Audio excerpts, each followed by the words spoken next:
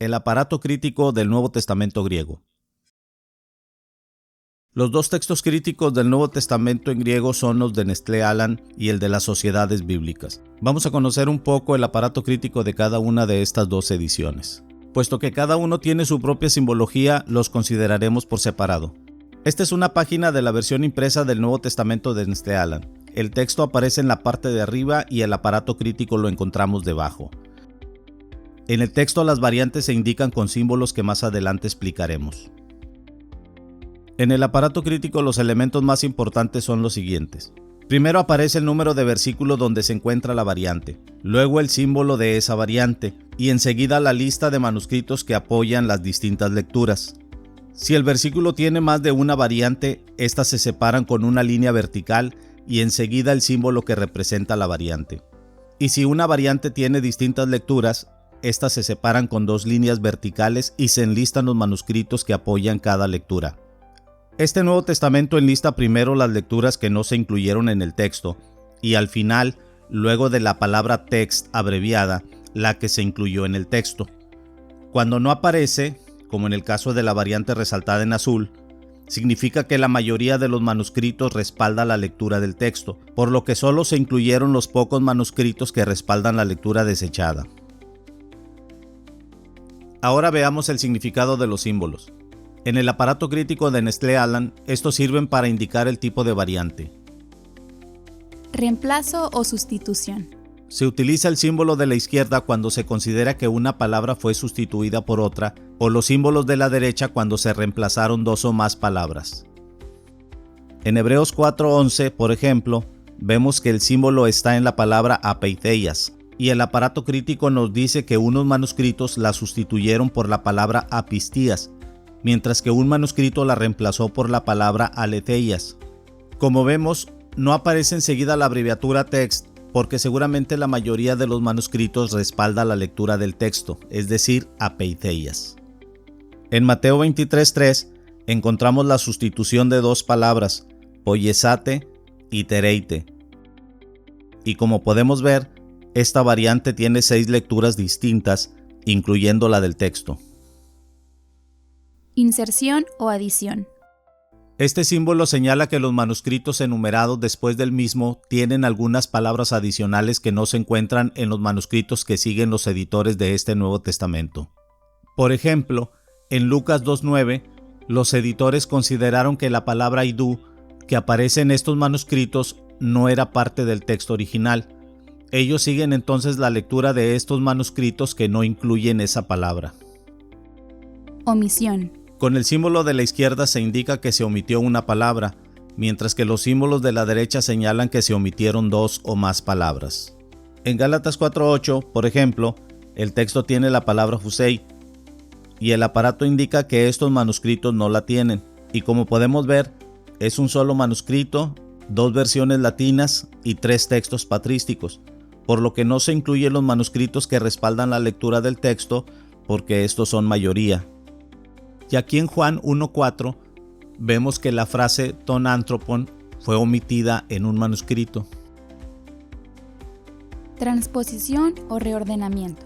Se utilizan los símbolos de la izquierda cuando se considera que algún copista alteró el orden de una frase u oración, o el símbolo de la derecha cuando es una sola palabra. Por ejemplo, en Hebreos 3:13, la frase tis ex humon aparece ordenada de manera distinta en estos manuscritos. En Juan 13:8, la palabra mu en estos manuscritos aparece después de podas y en estos otros aparece después de me. Otros símbolos que pueden aparecer son los siguientes. El símbolo en forma de rombo aparece en las epístolas universales y se utiliza cuando dos variantes podrían ser consideradas igualmente como parte del texto original. Es decir, no hay una total certeza de cuál de las dos debe ir en el texto o en el aparato crítico. Y el símbolo de 2 puntos se utiliza cuando una frase puede tener una puntuación alternativa, como es el caso de Mateo 26:44. También, cuando un mismo tipo de variante se repite en un versículo, estas pueden ordenarse con un punto o un número para distinguirlas. Los testigos o manuscritos de cada variante siempre irán ordenados de la siguiente manera. En primer lugar, aparecen los manuscritos griegos, que incluye papiros, unciales, minúsculos y leccionarios, en ese orden. Algunas veces, después de los manuscritos griegos aparece la letra M o la abreviatura bis, que hace referencia al texto mayoritario o bizantino.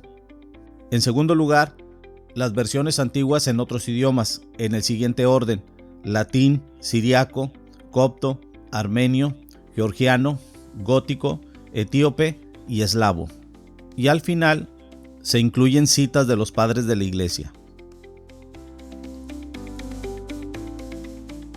Ahora veamos el Nuevo Testamento griego de las sociedades bíblicas. Al igual que el de Nestlé Aland, el aparato crítico aparece debajo, pero a diferencia de este es menos complejo.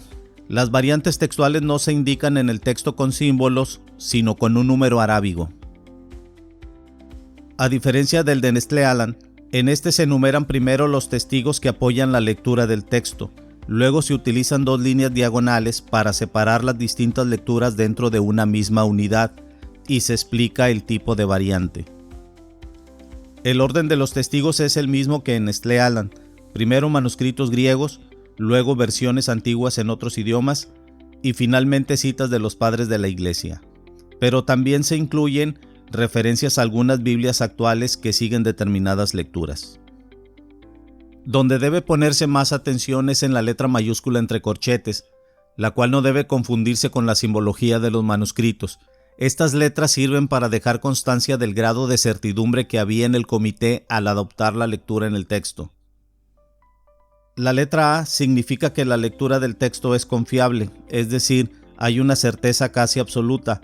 Tal es el caso de Romanos 7:22. Como podemos ver, es una gran cantidad de testigos que apoyan la lectura con la palabra theou, frente a uno que la reemplaza por la palabra nos y unos pocos que la omiten. La letra B señala que el texto es casi seguro, es decir, indica menos certeza que el anterior. Este es el caso de Colosenses 2:2, en el que el comité optó por la frase «tu theou Christu» frente a otras 8 lecturas distintas. La letra C indica que el comité tuvo dificultades para decidir cuál variante incluir. Apocalipsis 1:6, por ejemplo, tiene una variante con 3 lecturas. Algunos manuscritos tienen la frase «eis tous aionas ton aionon», que fue la lectura que escogió el comité, pero la frase «ton aionon» la ponen entre corchetes porque no están completamente seguros si formaba parte del texto original. De hecho, en uno de los manuscritos aparece como una corrección. Otros manuscritos tienen solamente «eis tous aionas» y uno más la omite. Y finalmente la letra D indica que el comité tuvo mayor grado de dificultad para decidir. Este es el caso de 1 de Corintios 7:34, que tiene una variante con hasta 5 lecturas distintas y cada una con apoyo de varios testigos, por lo que puede resultar muy complicado tomar una decisión y muchas veces optan por la lectura menos problemática.